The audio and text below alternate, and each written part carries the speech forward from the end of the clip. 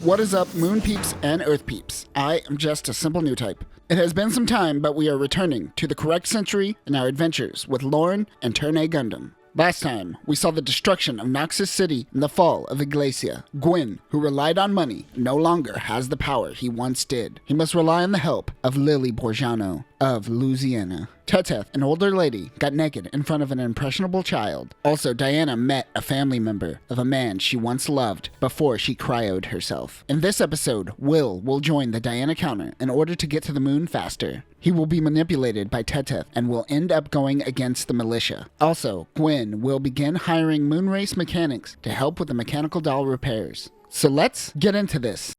They continue the mining process. They are still looking for a spaceship within the rubble. Lauren in the Turn A Gundam uses the Minchi drill to help find something buried. Remember, after destroying Corin Nander's Egel, Lauren took the Minchi drill and began using it more as an excavating tool than a weapon. He believes this is the spaceship that they were looking for and wonders who plans on operating it. Diana and Kihel are still switched, and Diana is cosplaying as a hippie. She flashes back to a time when she was on Earth with her former lover who looks a lot like Will, Lauren, and Sid board the ship and are able to turn it on. It is functioning. It's just a matter of getting it out of the mountains. They return back to Will's house. Lauren wants to head out to find a phone to contact the militia. They tell Diana about the ship. She realizes that her former lover most likely left it. Perhaps she didn't need to rush to Earth as quickly as she thought. Inglesa militia is meeting with the Louisiana militia. Inglesa was completely destroyed by Corin. The Inglesa militia thinks they can fight on their own. They are the only militia at the moment that has mechanical dolls. The Louisiana militia laughs at them right when mechanical dolls come rolling in. They too have mechanical dolls. The leader introduces his suicide squad. What, we some kind of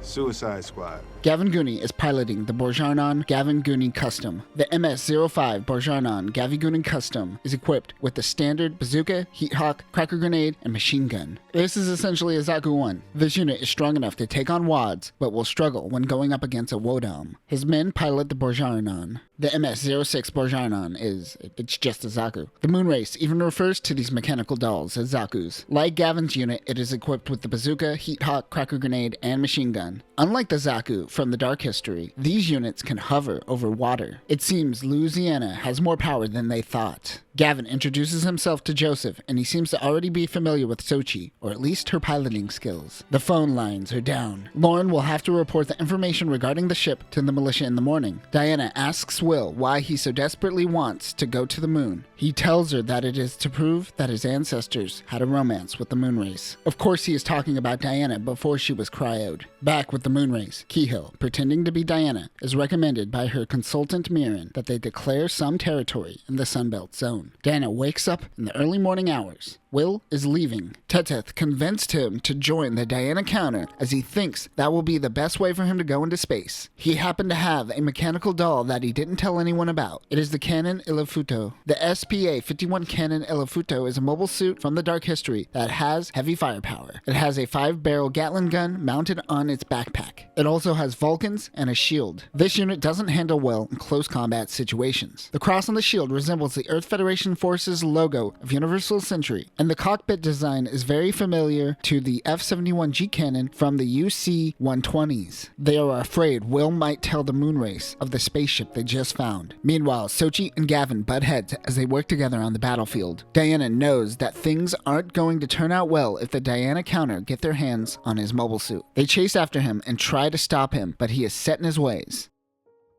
Behind them, the Suicide Squad engages with Harry and his sumo. Harry is confused by their battle tactics, but he is able to take out some of the Borjarnons. Will and his cannon Illifuto comes in and tries to talk to Harry. Lauren tells Will that the Moonrace is trying to permanently establish settlements on Earth and has no intention of heading back to the moon.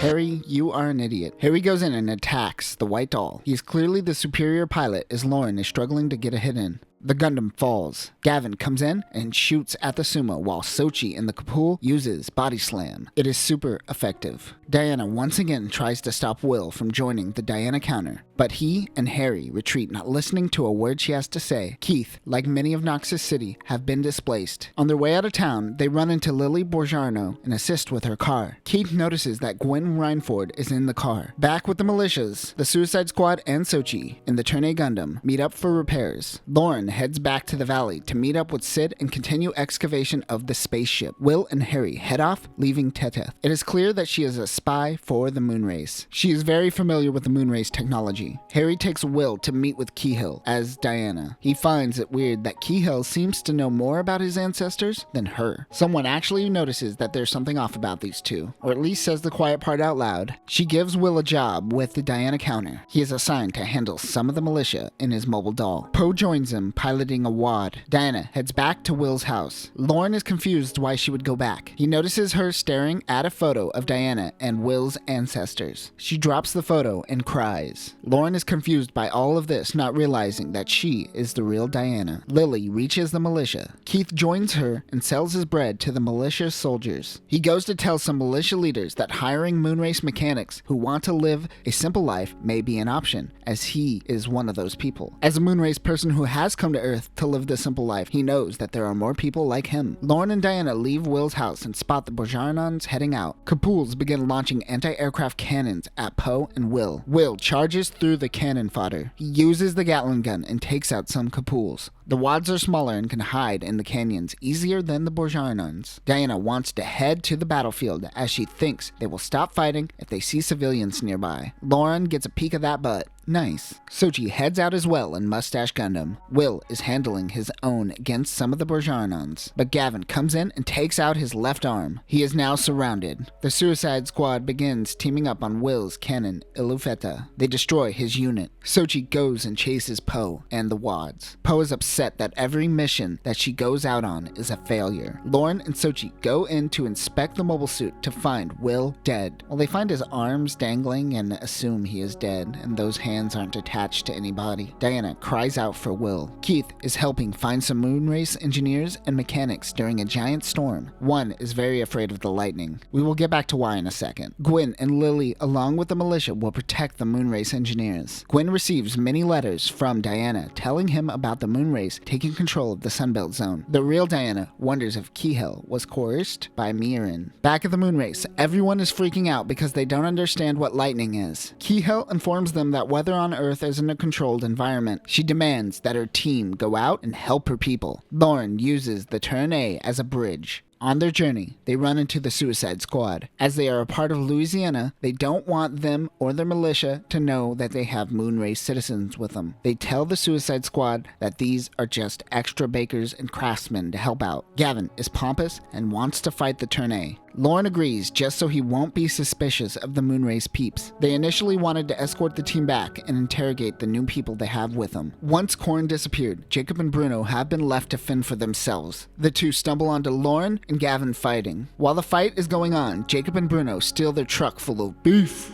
There isn't actually any beef in there, however. Lily comes in and chastises the Suicide Squad for messing around, while Lauren goes and chases the truck. Lily is everywhere. Turn A Naruto runs after the truck, but it runs off into the forest. Lauren almost kills Bambi, and the truck is able to get away. The two look into the back of the truck to find mobile suit parts. They realize that they were Moonrace people helping the Earthlings. They wonder why. Teteth comes out of nowhere and meets with Bruno and Jacob. Bruno happens to be Teteth's sister. She feeds the two and asks them to assassinate Diana. Jacob mentions that he wouldn't do this for Korn, but will do this for her. Yeah, I like boobs too, Jacob. Turn A is eventually able to find the two's trail. He notices that they have Teteth, and he thinks that they are kidnapping her. He chases after them. They head in the direction of the Soleil. The two, along with Turn A, run into the Royal Guard and Diana, who are out helping the Moonrace men who are scared of magic beam blasts from the sky. It's just a little lightning, yo. She heads back to the ship. Bruno almost gets a shot on Diana's shuttle, but Harry, in his sumo, stops them. Harry goes in and destroys Bruno's right arm. Jacob and Bruno retreat for now. Oh yeah, Gwen and Diana were also there, serving no purpose. After the attack by Jacob and Bruno, Gwen asks Harry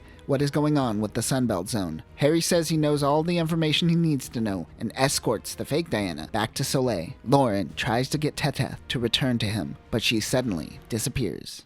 And that will do it for this episode. It is clear that the moon race is here to stay on Earth. Inglesa may be destroyed, but the militia is still fighting strong with the help of Louisiana. And finally, some people are starting to suspect that Keyhill and Diana have switched places. But how long will they be able to make this last? Next time in our adventures through the correct century, we will see the moon race claim the Sunbelt Zone. Teteth will handle the assassination of Diana herself. Also, while excavating the spaceship, the crew will stumble onto a gallop. But that will do it for now, moon peeps. Remember that the people who invaded the Earth are afraid of a little bit of lightning. Peace.